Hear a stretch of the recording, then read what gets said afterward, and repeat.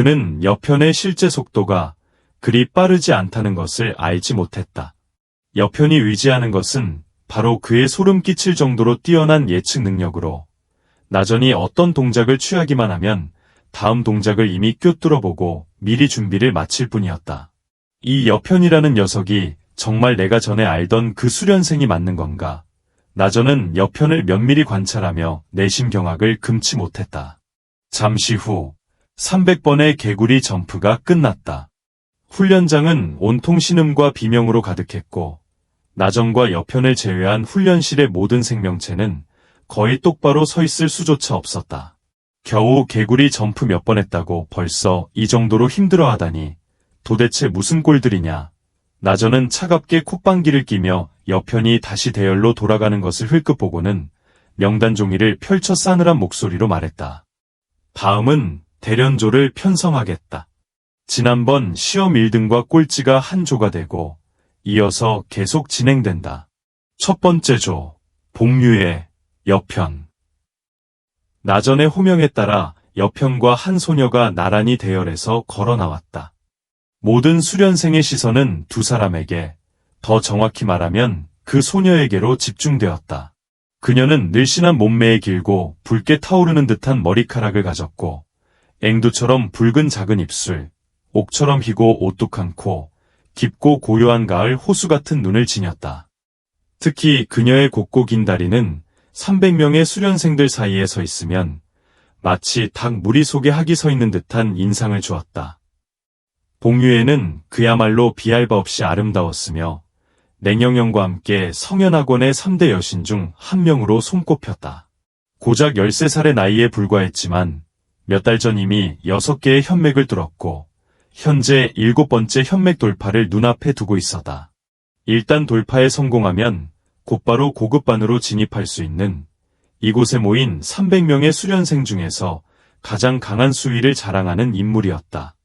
맙소사, 나에게 이렇게 아름다운 여성을 대련 상대로 붙여주다니 라 교관도 역시 속사정을 잘 아는군. 여편은 희죽희죽 웃었다.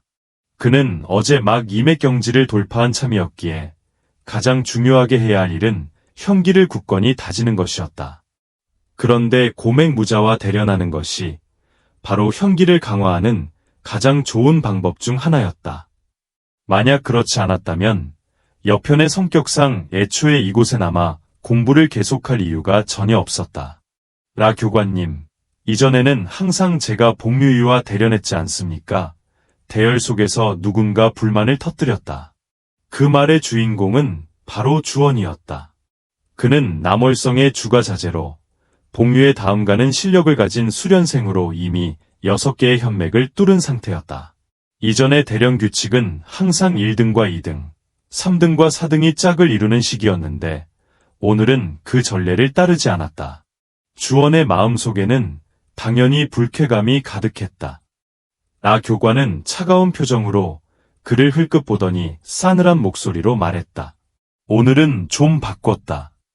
내가 대련을 어떻게 하라고 했으면 그냥 그렇게 하는 거다. 네, 불만이라도 있느냐?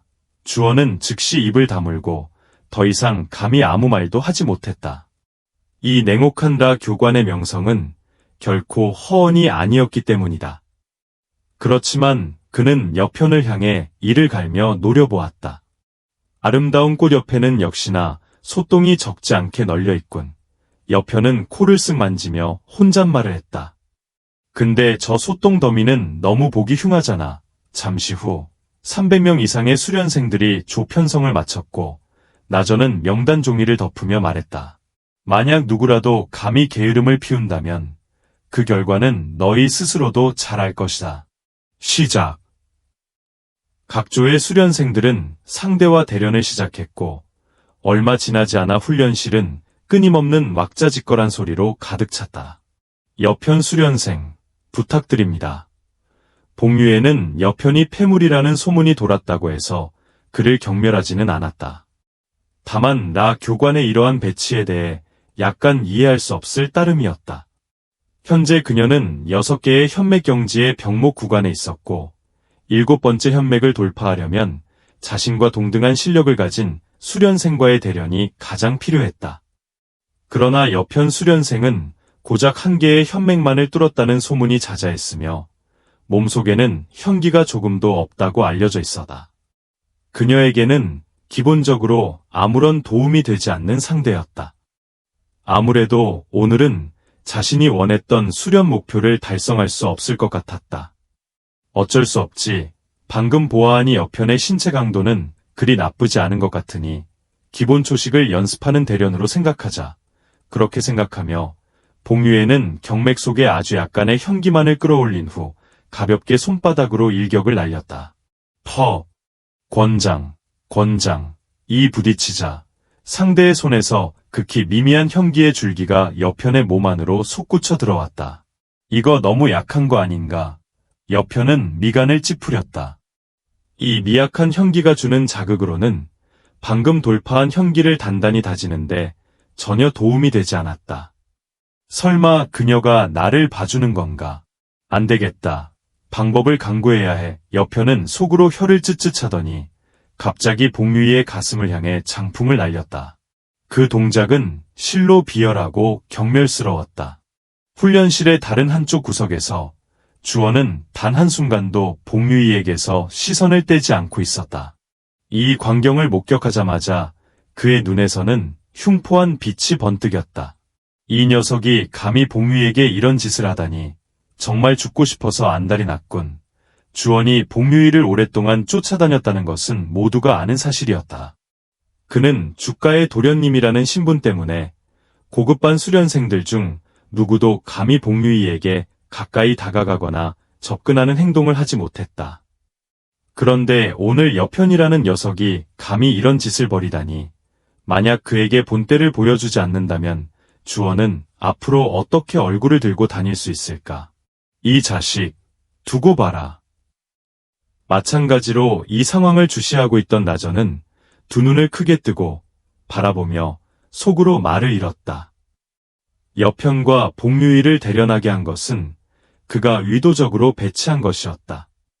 이전에 여편이 보여주었던 세 가지 초식은 그에게 깊은 충격을 주었기에 그는 수련생들 중 가장 강한 복류이를 통해 여편의 숨겨진 재주를 파악하고 싶었다.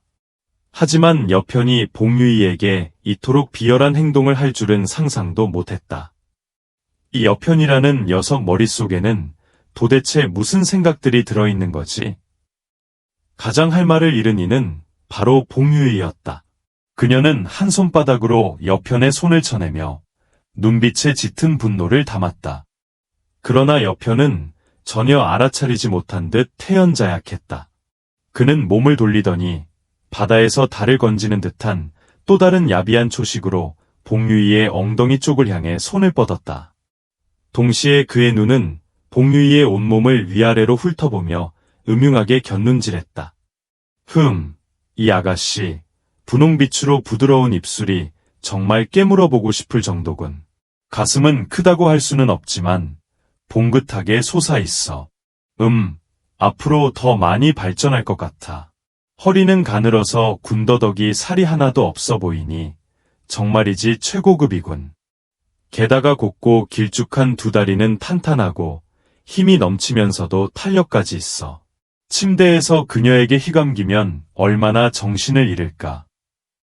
여편의 노골적인 행동이 복류이의 눈을 피할리 만무했다. 이 빌어먹을 망나니 같은 자식, 내 눈은 도대체 어딜 보고 있는 거냐. 복류이의 심기가 극도로 불편해지기 시작했다. 그녀는 이렇게까지 뻔뻔스러운 남학생은 생전 처음 보았다. 자신은 친절하게 그에게 봐주려고 했는데 그는 감히 자신에게 이런 비열한 수작을 부리다니. 학원의 최고 미녀로서 그녀를 쫓아다니는 수련생이 한둘이 아니었지만 그녀 앞에서 그들은 모두 예에 바르고 점잖은 태도를 보였다. 여편처럼 천박하고 비열한 유형은 그녀가 처음 마주하는 것이었다. 상대방의 시선이 자신의 몸을 끊임없이 훑어보는 것이 그녀를 극도로 수치스럽게 만들었고 게다가 그가 공격하는 부위마저도 너무나 변태적이었다. 아무래도 내가 너무 인자했던 모양이군. 여편이라는 녀석이 항상 폐물, 쓰레기라고 불리는 이유가 있었어. 알고 보니 정말 한심한 쓰레기였잖아. 복류이의 눈빛이 차갑게 식었다. 이전에 나약했던 동작은 즉시 바뀌었고 두 손은 독수리가 먹이를 낚아채듯 날카로운 손바닥으로 변해 옆편의 두 손을 향해 맹렬하게 내리쳤다. 정말 멋진 독수리 토끼 사냥이로군. 라 교관은 속으로 감탄사를 내뱉었다. 6현맥의 형기와 독수리 토끼 사냥 같은 기본적인 무기술이 결합되었는데 겉보기에는 단순해 보이지만 무사의 역량을 가장 잘 시험할 수 있는 초식이다. 이 독수리 토끼 사냥은 멀리서도 날카로운 의지가 전해져 오는 것을 느낄 수 있어. 복류이가 이 초식의 진정한 정수를 깨달은 듯하. 중급반 수석의 명성은 과연 헛되지 않아. 복류이가 공격하는 모습을 보며 라 교관 역시 고개를 끄덕이며 내심 칭찬했다.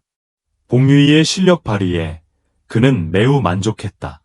그는 이대로라면 자신의 이 수련생이 1년도 채 되지 않아 반드시 현해를 응련하여 진정한 무사가 될 것이라고 확신했다. 복류의 몸속 6현맥의 형기가 완전히 가동되었지만 아직 모든 힘을 방출한 것은 아니었다. 그녀의 목표는 여편을 날려버려 이 빌어먹을 녀석을 정신 차리게 하는 것이었고 물론 나 교관이 이 기회에 자신에게 다른 대련 상대를 바꿔준다면 더할 나위 없이 좋겠다고 생각했다. 아주 좋아. 여편의 눈빛이 환하게 빛났다. 그의 몸은 피하기는커녕 오히려 복류이를 향해 돌진했다. 권풍, 이 사방으로 날렸고 그는 후발선제의 기세로 복류이의 힘이 정점에 달했을 때 동시에 부딪혔다. 안돼, 복류이는 두 눈을 크게 떴지만 이미 손을 빼낼 시간은 없었다. 멀지 않은 곳에 서 있던 나 교관 역시 갑자기 두 눈을 부릅뜨고 벌떡 일어섰다. 이 멍청한 여편 녀석, 복류이의 전력 공격을 맞닥뜨리고도 피할 줄을 모르다니. 일맥무사가 어떻게 육맥을 뚫은 복류이의 전력 공격을 막아낼 수 있단 말인가. 이전 여편이 보여준 정교한 후퇴법, 매 초식마다 기회와 힘을 정확히 잡는 모습의 라전은 비록 믿기지 않았지만 복류이를 통해 다시 한번 진위를 확인하고 싶었다.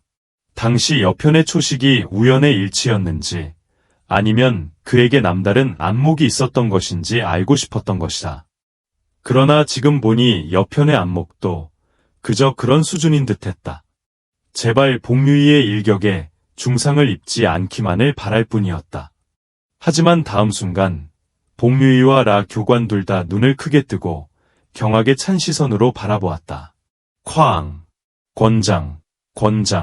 이 격렬하게 부딪혔고 여편은 단지 2걸음 뒤로 물러났을 뿐 아무런 손상도 입지 않았다. 하, 정말 짜릿하군. 자신의 두 현맥 속으로 강력하게 흘러들어오는 형기를 느끼며 여편은 전혀 두려워하기는커녕 오히려 기쁨을 감추지 못했다.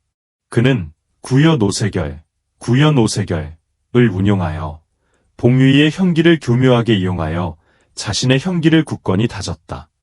동시에 그는 자신의 현맥을 조금 더 개척해 나갔는데 바늘로 찔리는 듯한 이 얼얼한 감각이 오히려 그에게는 지극히 편안하게 느껴졌다. 타인의 형기를 이용하여 자신의 수위를 공고히 하는 이 방법이 만약 세상에 알려진다면 유흥국 전역의 모든 강자들이 경악을 금치 못할 것이 분명했다. 왜냐하면 현재로서는 전생의 팔품무왕이었던 여편만이 이 일을 해낼 수 있었고 아무도 흉내낼 수 없는 경지였기 때문이었다. 이럴 수가. 복류에는 경악을 금치 못했다. 폐물로 불리던 여편이 감히 자신의 일격을 아무렇지도 않게 받아낼 수 있다니. 라 교관은 더욱 놀라워하며 하마터면 자신의 혀를 깨물 뻔했다.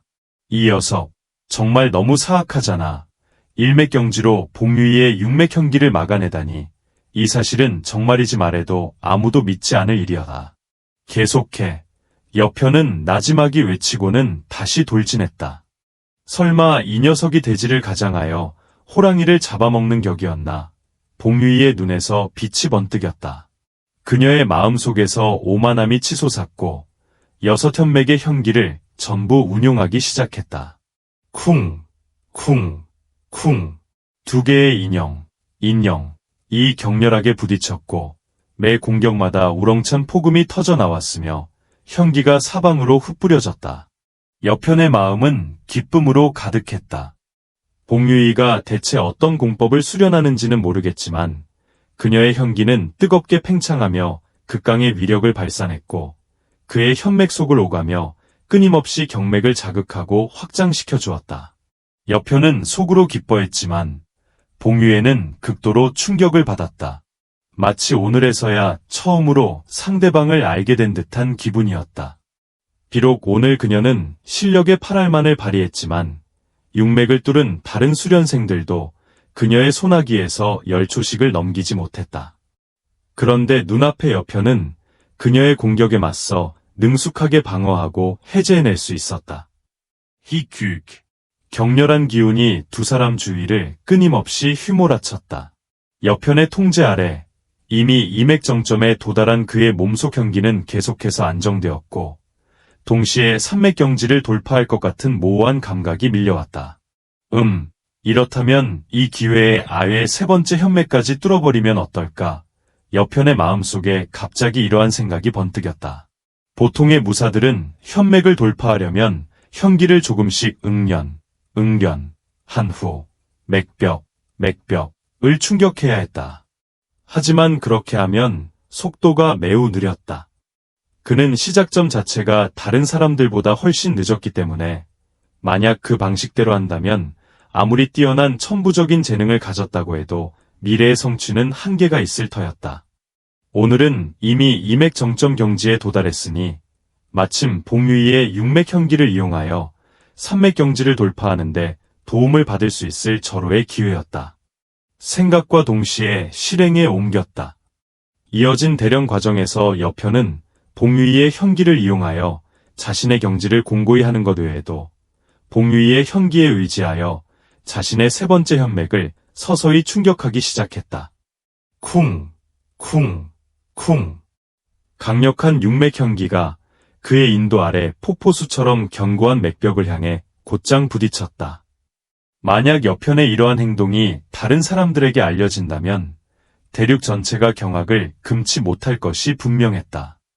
다른 사람의 현기를 이용하여 자신의 경지를 돌파하는 것은 마치만 길 높은 시면 위에서 줄타기를 하는 것과 같았다. 한 발이라도 삐끗하면 천추의 한으로 남을 일이었다. 일단 제대로 제어하지 못하면 가벼우면 경맥이 손상되고 중상을 입게 되며 심하면 경맥이 파괴되어 목숨까지 잃을 수 있었다. 혈맥이 단절되고 토혈하며 죽는 일은 흔했다. 몇 차례 격렬한 대련을 이어가는 동안 여편에 견고했던 혈맥벽은 마침내 미세하게나마 느슨해지기 시작했지만 완전히 뚫어내기에는 아직 무언가 한 끗이 부족했다. 아무래도 이 몇 수는 아직 부족한 모양이군. 여편은 봉유이를 뚫어지게 바라보며 고의적으로 입술을 삐죽이고는 나지막이 중얼거렸다.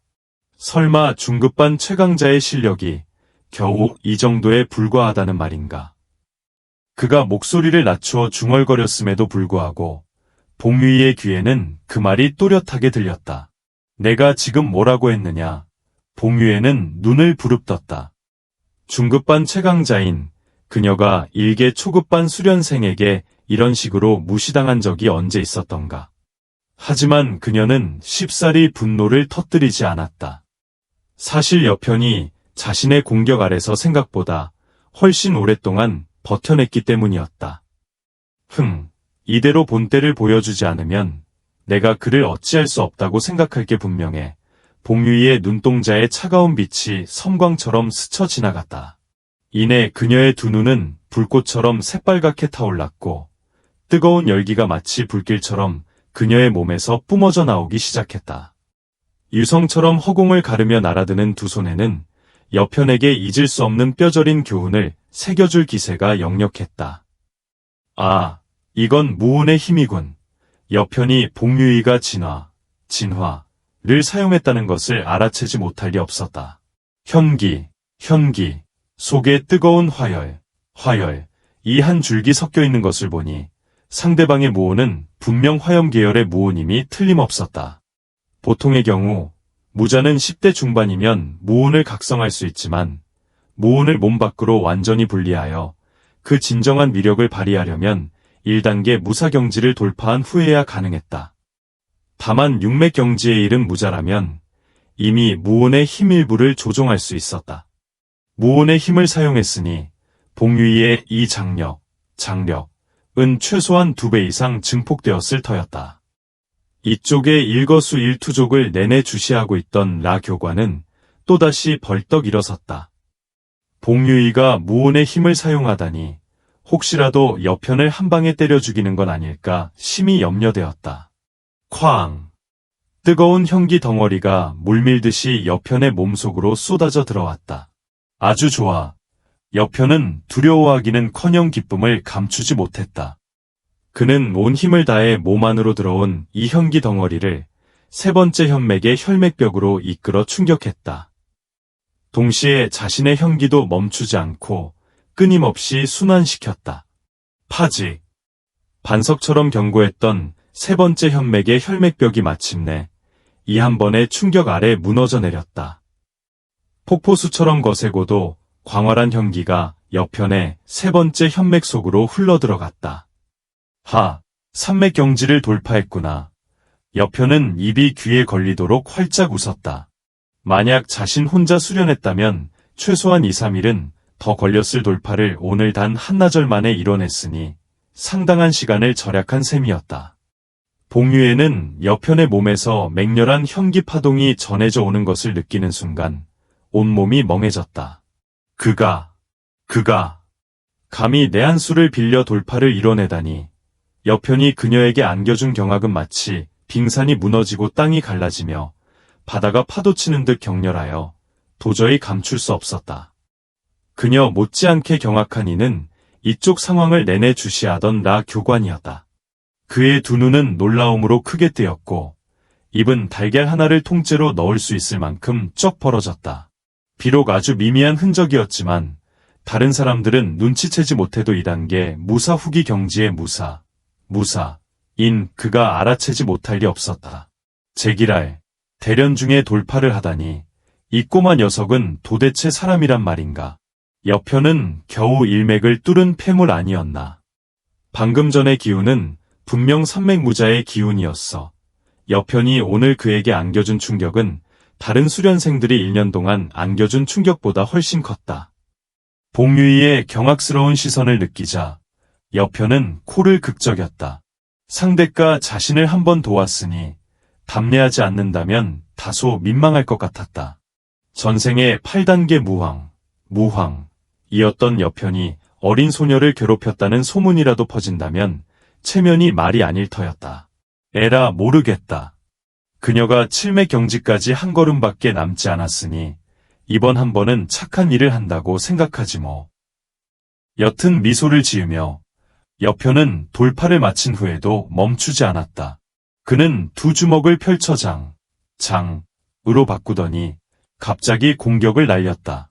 이 기술은 바로 봉유이가 사용했던 창응박토, 독수리 토끼 사냥이었다. 그러나 봉유이가 이전에 보여준 동작과 비교하면 기세가 너무나 약할 뿐만 아니라 뒷심도 부족하여 마치 막 배우기 시작한 초보자가 내지르는 것만 같았다. 하지만 봉유이의 눈에는 전혀 다르게 비쳤다. 그녀의 선홍빛 눈동자가 갑자기 크게 뜨였다. 이 창응박토는 겉보기에는 힘이 부족해 보였지만 예측 불가능한 변화를 담고 있어 막을 수 없는 환영을 만들어내는 듯했다. 이것이야말로 가장 완벽한 경지의 창응박토였다. 봉유이의 마음속이 파도처럼 밀렁였다. 그녀의 창응박토는 비록 맹렬한 위력을 지녔지만 겨우 능숙한 수준에 불과했고 지금까지 단 한 번도 이처럼 완벽한 경지에 도달할 수 없었다. 오늘 여편이 시전하는 것을 보자 그녀의 머릿속에 즉시 영감이 번뜩였다. 어쩐지 내 창응박토가 완벽한 경지에 이르지 못했던 거였어. 내가 사냥할 때는 날카로움 외에도 민첩한 움직임이 필요해. 아무리 궁지에 몰린 짐승이라도 발악하는 법, 성난 토끼도 맹금류를 걷어차 죽일 수 있으니 무자가 기술을 내지를 때는 단순히 맹렬함만을 생각할 것이 아니라 여력을 남겨야 해. 그가 이런 식으로 내가 돌파하는 것을 도와준 것에 보답하려 하는 건가? 그가 나를 뭐라고 생각하는 거지? 봉유애는 도톰한 입술을 지그시 깨물었다. 이제 그녀는 더 이상 깊이 생각할 겨를이 없었다. 피할 새도 없이 오직 두 손을 뻗어 여편의 공격을 정면으로 막아낼 수밖에 없었다. 쾅! 두 장력이 맞부딪히며 두 줄기의 형기가 허공에서 격렬하게 충돌하며 서로를 자극했다. 여편은 양손을 살짝 떨더니 봉유이의 육맥 형기를 간단히 깨부수었다. 동시에 그의 몸속 산맥 형기는 마치 작은 바늘처럼 봉유이의 배곡 같은 손바닥을 통해 그녀의 현맥 안으로 곧장 파고들었다. 봉유이의 몸이 살짝 떨렸다. 그녀는 자신의 형기가 여편의 몸속으로 침투하기도 전에 완전히 해소되어 버린 것을 느꼈다.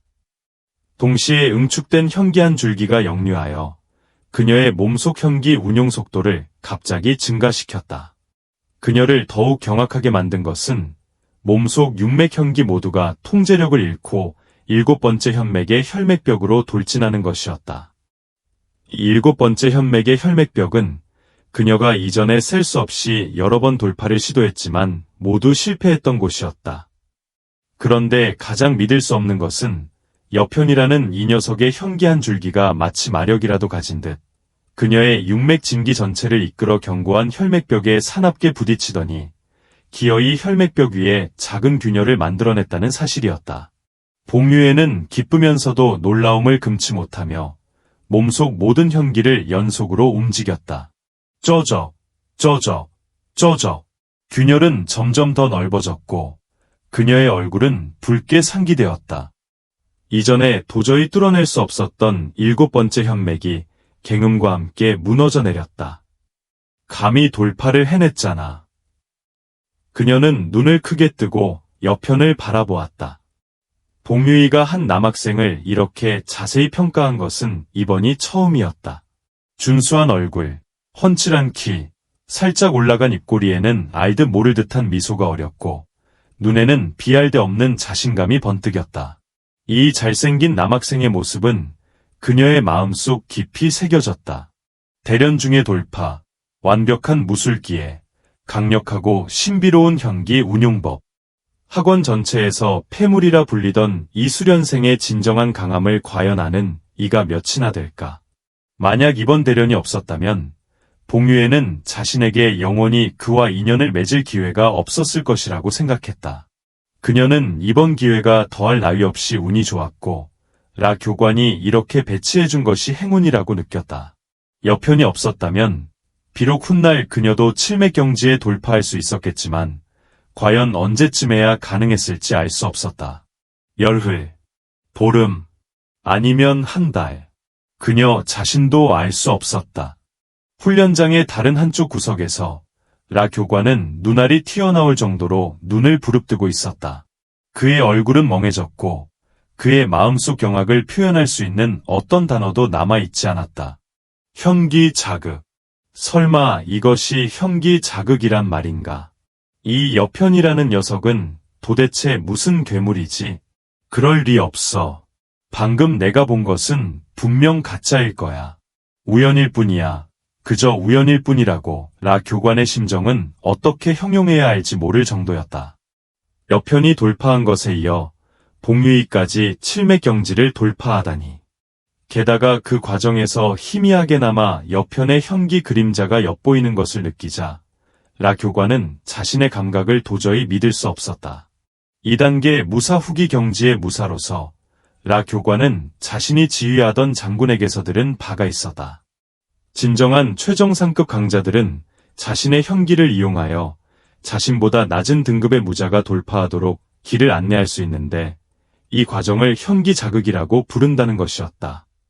그러나 라 교관의 인상 속에는 이런 일을 할 수 있는 사람은 최소한 6단계 무존, 경지에 이른 강자여야 하며 유흥국 전체에서도 그런 사람을 한 명도 찾기 어려울 것이라고 했다. 아마 정말 우연일 뿐일 거야. 그가 그런 능력이 있든 없든 겨우 산맥경지인 여편이 육맥경지에 이른 봉유이를 유도할 수는 없을 거야. 비록 눈으로 직접 보았지만 라 교관은 여전히 믿고 싶지 않아 그저 우연이라고 생각할 수밖에 없었다. 하지만 그렇다 할지라도 라 교관은 끊임없이 흥분했다. 대련 중의 돌파, 완벽한 수준의 무술기에 1단계 무사와 비견될 만한 신체. 이 모든 것이 여편이라는 그가 한 번도 본 적 없는 천재라는 것을 증명하고 있었다. 도대체 어느 빌어먹을 놈이 여편이 폐물이라고 말한 거야. 소문은 역시 믿을 게 못 돼. 그나저나 내가 그를 가르친 지 벌써 2년이 되었는데 예전에는 그가 천재라는 것을 알아보지 못했을까? 예전의 여편을 떠올리자 라 교관은 그저 답답하기만 했다. 예전 여편은 매번 훈련할 때마다 멍하고 느릿느릿한 모습으로 마치 잠에서 덜 깬 것 같았다고 했다. 라 교관의 이름은 그에 대한 이야기를 많이 들었기에 그를 크게 괴롭히지 않았다. 지금 다시 생각해보니 예전 여편의 의기소침한 모습은 분명 낙담하고 의지가 꺾인 상태였던 것이다. 지금 아이들은 모두 자존심이 매우 강하다. 매일 폐물이라 불리는데 어찌 화를 내지 않을 수 있겠는가. 하물며 그와 같은 천재이기에 더욱 그랬을 터. 그래서 무예를 수련할 마음이 없었던 것이다. 지금 보니 여편이 어떤 자극을 받아 다시 수련에 집중하게 된 모양이었다. 그렇게 생각하자 저는 거의 욕을 내뱉을 뻔했다. 이 학원 안의 쓰레기 같은 스승들과 수련생들이 정말 제자들을 다 망쳐놨어. 이렇게 천재를 짓밟다니. 이대로라면 우리 성현학원에 현령학원에 진학할 수 있는 천재가 한 명 더 늘어나는 거 아니겠어. 현령학원의 입학 조건은 16세 미만의 1단계 무사였다. 이 꼬마 녀석은 올해 겨우 14세의 삼매경지이니 만약 더욱 노력한다면 2년 안에 1단계 무사가 될 기회가 충분히 있어다. 이렇게 생각하자 라전의 마음은 더욱 흥분으로 들끓었다. 현령학원은 유흥국 유일의 고급 학원으로 왕성에 위치해 있으며 왕국의 최정상급 천재만을 선발하는 곳이었다. 일단 그곳에 들어갈 수만 있다면 그야말로 앞날이 무궁무진한 것이었다. 다만 요구 조건이 너무 높아 매년 왕국 전체에서 그곳에 들어갈 수 있는 사람은 고작 100에서 200명에 불과했다. 성현학원에서도 매년 한두 명 정도만 입학할 수 있었으니 한 명이라도 더 들어간다면 더없이 소중한 일이었다. 눈을 가늘게 뜨고 여편의 뒷모습을 바라보자 저는 이 학생이 갑자기 너무나 사랑스럽게 느껴졌다. 그의 마음은 그저 기쁘기만 했다. 원래는 가려져 있던 금덩이가 이제 막 눈부신 빛을 발하기 시작한 것이다. 하물며 이 금덩이가 자신의 학생이니 이런 일은 생각만 해도 그저 흥분될 뿐이었다. 진정한 스승의 마음 속에는 오직 학생들이 발전하기를 바라는 염원만이 자리하고 있었다. 2시간의 대련은 눈 깜짝할 사이에 끝났다. 훈련장에 있던 300명의 수련생들이 모두 땀을 비오듯 흘리며 숨을 헐떡일 때 마침내 라 교관의 종료 명령이 들려왔다. 라 교관은 희귀한 미소를 띠며 말했다. 오늘 훈련은 매우 만족스럽다. 모든 수련생들의 마음이 움찔했다. 맙소사, 냉면 교관이 감히 미소를 짓다니. 해가 서쪽에서 뜨더라도 이런 일은 일어날 수 없어. 설마 교관이 또 우리를 괴롭힐 새로운 수작이라도 생각해낸 건 아닐까? 적지 않은 수련생들은 간담이 서늘해져 당장이라도 이곳을 날아 벗어나고 싶어 했다. 다음 주 훈련에서도 모두의 분투 노력을 계속 볼 수 있기를 바란다. 아주 좋다. 이번 주 훈련은 여기까지야. 해산. 사람들이 더없이 다행스럽게 느낀 것은 라 교관이 이 몇 마디를 마치자마자 몸을 돌려 훈련장을 떠났다는 점이었다. 덕분에 모두가 안도의 한숨을 내쉬었다. 아무도 라전의 발걸음이 결혼식 날처럼 기뻐하며 매우 가벼워졌고 몸까지 몇 배는 가벼워진 듯했다는 것을 눈치채지 못했다. 드디어 끝났다. 맙소사, 드디어 쉴 수 있어. 너무 피곤해. 다음 주 냉면 교관의 훈련은 도저히 발걸음이 떨어지지 않을 것만 같아. 내 2 다리가 벌써부터 아직도 온몸이 후들거려. 감이 오지 않을 생각인가. 얼음장 같은 교관님은 너희를 처리할 방법이 아주 많아. 예전에 수업을 빼먹으려던 몇몇 녀석들이 얼마나 비참한 최후를 맞이했는지 벌써 잊었나 보군. 그렇게 싫으면 어서 고급반으로 가. 오직 고급반 학원생들만이 이따위 변태 같고 과학적인 훈련에 참여하지 않아도 되니까. 라전이 떠나자마자 대부분의 학원생들은 맥없이 땅바닥에 털썩 주저앉아 꼼짝도 하지 못했다. 그리고는 머리를 맞대고 불평을 쏟아냈지만 그들은 그저 입으로만 떠들 뿐감이 더 이상 행동으로 옮기지는 못했다. 과거의 수업을 빼먹었던 몇몇 학원생들의 비참한 선례를 떠올리자 많은 이들이 몸서리쳤으니 냉면 교관의 악명은 결코 허명이 아니었다. 예연은 땅바닥에 주저앉은 그들을 힐끗 보았다. 정말이지 한심하고 쓸모없는 무리들 같으니라고. 고작 이 정도 훈련만으로 온갖 고통을 호소하며 죽는 소리를 해댄다면 설령 천부적인 재능이 아무리 높다 한들 훗날 이룰 수 있는 성취는 분명 한정적일 수밖에 없을 터였다. 예연은 고개를 절레절레 흔들며 몸을 돌려 수련장을 나섰다. 그는 이곳에서 시간을 낭비할 여유가 없었다. 방금 전의 대련 시합은 그에게 있어서 그저 몸풀기 정도에 불과했을 뿐이다. 바로 이때 싸늘한 음성이 갑자기 울려 퍼졌다. 예현, 내가 너더러 가라고 했던가. 방금 풍유이와 대련하는 모습이 아주 즐거워 보이던데? 목소리의 주인은 다름 아닌 주원이었다. 그는 눈을 가늘게 뜨고 예연을 바라보았는데 그 차가운 시선은 마치 독사처럼 섬뜩했고 입꼬리는 비틀려 싸늘한 비웃음을 흘리고 있었다. 예상치 못한 이 광경에 많은 학원생들은 처음에는 경악에 얼어붙었다가 이내 흥분에 휩싸여 환호했다. 그들은 잠시 잊고 있었던 사실을 다시금 떠올렸다. 주원은 평소에도 속 좁고 계산적이며 그의 눈에는 티끌 하나도 용납되지 않는 성격이었다. 방금 예현이 풍유이와 그토록 오랫동안 대련을 했던 것을 주원이 그냥 넘어간다면 오히려 이상한 일이었다. 예현이 불쌍하게도 아무런 이유 없이 한바탕 두들겨 맞을 위기에 처한 것이었다. 이전에는 라전 교관이 감시하고 있었기에 그들은 감히 게으름을 피우지 못했고 그래서 예현과 풍유이의 대련 상황을 제대로 보지 못했다. 사실 설령 보았다고 해도 그들의 안목으로는 라전처럼 문제의 핵심을 꿰뚫어 볼 수는 없었을 터였다. 아마도 풍유이가 예현에게 일부러 봐주었기 때문에 그렇게 오래 대련할 수 있었다고 생각했을 것이다. 고작 현맥 하나를 뚫은 폐물 따위가 주원의 앞에서는 그저 일방적으로 얻어맞을 수밖에 없는 존재였다. 주원의 위협적인 눈빛 아래 예연은 눈을 가늘게 뜨고 오히려 빙긋 웃으며 말했다. 정말 즐거웠지. 그 절세 미녀의 손은 매끄럽고 향긋하며 부드러워서 쯧쯧 차마 손을 씻을 수가 없었다니까. 주원은 예상치 못한 예현의 답변에 순간 흠칫 놀랐다. 이내 그는 차가운 목소리로 으르렁거렸다. 좋아, 아주 좋아. 예현, 내 놈은 아직도 내가 무슨 짓을 저질렀는지 모르는 모양이군. 감히 내 여인에 대해 그렇게 함부로 짓거리다니. 나는 원래 내 놈에게 사소한 교훈이나 주려 했으나 지금은 내 놈이 주원인 내 여인에게 감히 손을 대면 얼마나 비참한 결과를 초래하는지 똑똑히 보여주겠다. 말이 끝나자마자 주원은 몇몇 학원생들을 이끌고 예현을 에워쌌다. 그들의 건장한 체격은 예현의 앞을 가로막아 빛을 약간 가리는 듯했다. 주원, 너 지금 뭘 하려는 거야? 진성이 으르렁거리며 외쳤고 무리 사이로 비집고 들어섰다.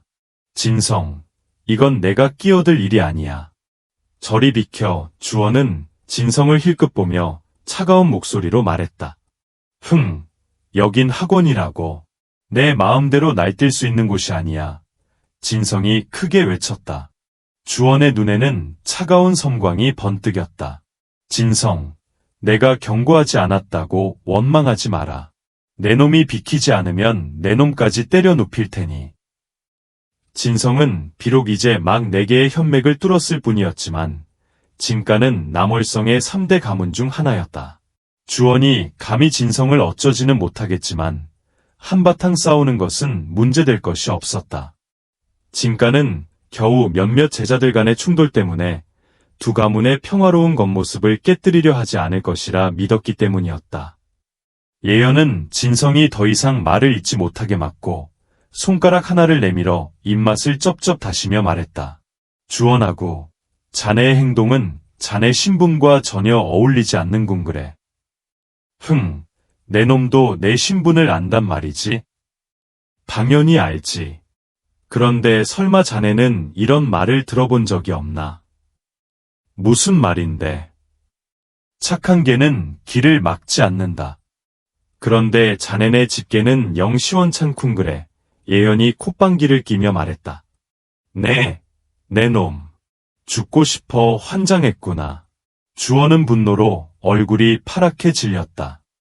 상황이 이 지경까지 왔는데도 예현이라는 이놈이 감히 자신에게 이런 말투로 말을 걸 줄은 꿈에도 생각지 못했던 것이다.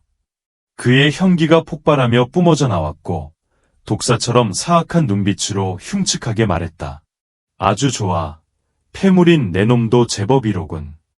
어제 왕월이라는 놈을 한바탕 두들겨 패서 오늘 수업에도 나오지 못하게 만들었다지. 고작 그 정도로 감히 함부로 날뛸 수 있다고 생각한다면 큰 착각이다. 나는 그 쓸모없는 왕월 같은 놈이 아니야. 내가 내 놈에게 기회를 주지 않는다고 원망하지 마라. 그저 내 앞에 무릎 꿇고 공손히 3번 머리를 조아리며 용서를 빈다면 내 놈에게 살려줄 길을 한번 고려해보겠다. 만약 그렇지 않다면 내가 잔인하게 손을 써서 내 사지를 잘라버려 패물인 내 놈을 철저히 불구로 만들었다고 날 탓하지 마라. 주원은 크게 웃었다. 그는 이렇게 변태적인 짓을 벌여 한 학원생이 모든 존엄을 버리고 자신의 앞에 무릎 꿇게 만드는 것을 가장 즐겼다. 모든 것을 손안에 넣고 통제할 수 있다는 이런 종류의 감각은 그를 미칠 듯이 기쁘게 만들기에 충분했다. 나를 폐인으로 만들겠다고. 예현의 눈빛이 순식간에 어둡게 가라앉았다. 그의 몸에서는 갑자기 기세가 폭발하듯 뿜어져 나왔는데 비록 형기 강자의 위압감은 아니었지만 형언하기 어려운 다른 종류의 기운이 공중에 응결되어 주원 무리는 순식간에 온몸이 불편해지고 모두의 손바닥이 땀으로 흥건해지는 것을 느꼈다. 감히 나에게 그런 말을 한 자는 아주 오랜만이다. 이게 대체 어떻게 된 일이지? 이 자식의 몸에서 뿜어져 나오는 기세가 어째서 이렇게 강하단 말인가? 내 두 다리가 은근히 떨려오는 거지. 주원의 안색이 크게 변했고 그의 마음속에는 도저히 믿기지 않는 감정이 피어올랐다. 마치 자신의 앞에 절세 강자가 서 있는 듯한 느낌에 그는 움직이기조차 힘들었다. 그는 속으로 크게 분노하며 욕설을 퍼부었다. 이 외현이라는 놈이 도대체 무슨 요술을 부린 거지? 자신의 자신감이 조금씩 깎여나가는 것을 느끼며 주원은 크게 심호흡을 한 후 남은 모든 힘을 쥐어짜 큰 소리로 외쳤다. 덤벼라. 이 자식을 폐인으로 만들어버려라. 말이 끝나자마자 주원은 갑자기 손을 뻗었다.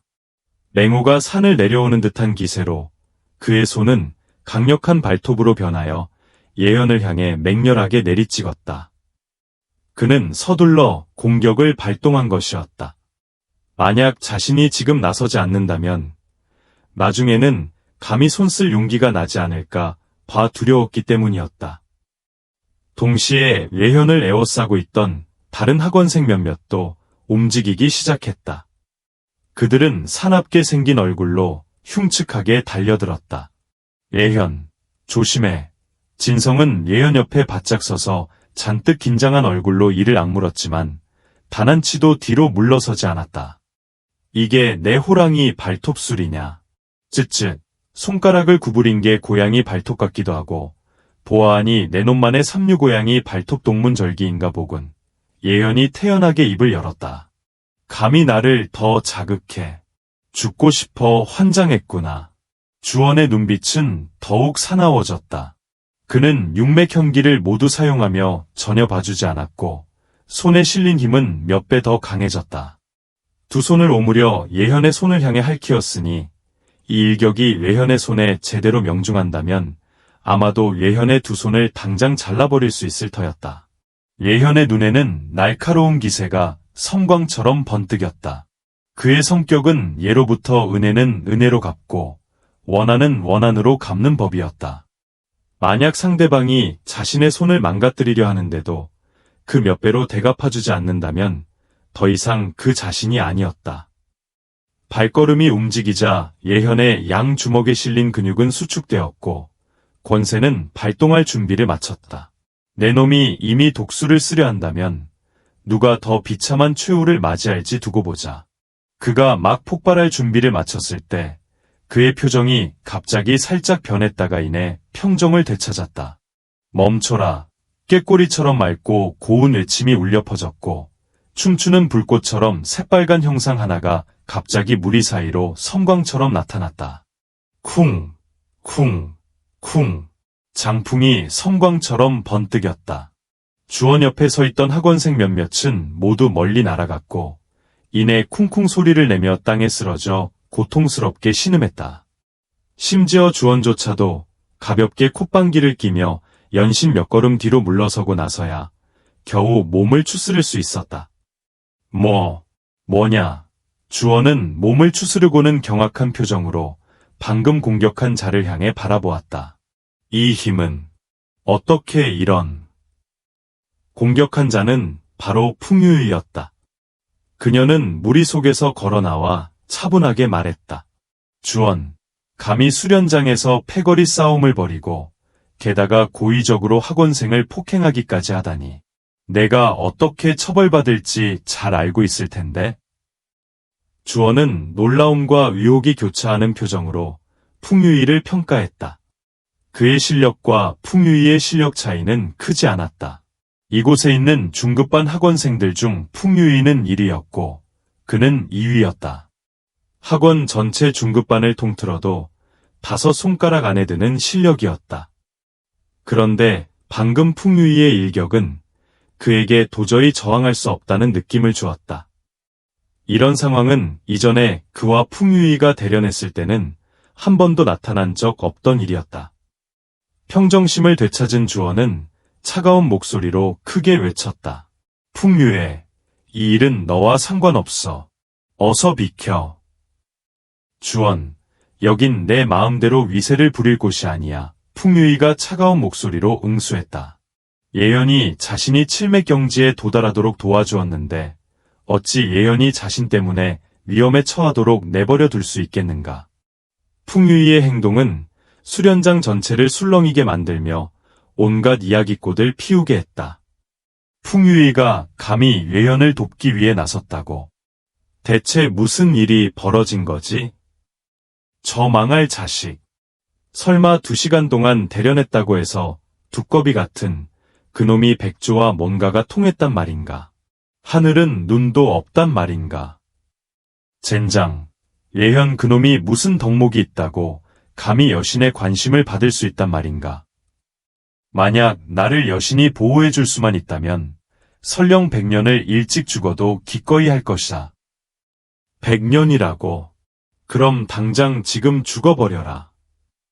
적지 않은 학원생들은 하늘을 우러러 탄식하며 피눈물을 흘렸고 미친 듯이 가슴이 찢어지는 듯한 고통을 느꼈다. 귓가에 들려오는 뭉성거림과 수군거림은 주원의 얼굴을 점점 더 볼품없이 변하게 만들었고 솥바닥처럼 검게 그을렸다. 그는 으르렁거렸다. 풍유애, 나를 자극하지 마라. 내가 비키지 않으면 내 놈에게 손을 썼다고 날 탓하지 마라.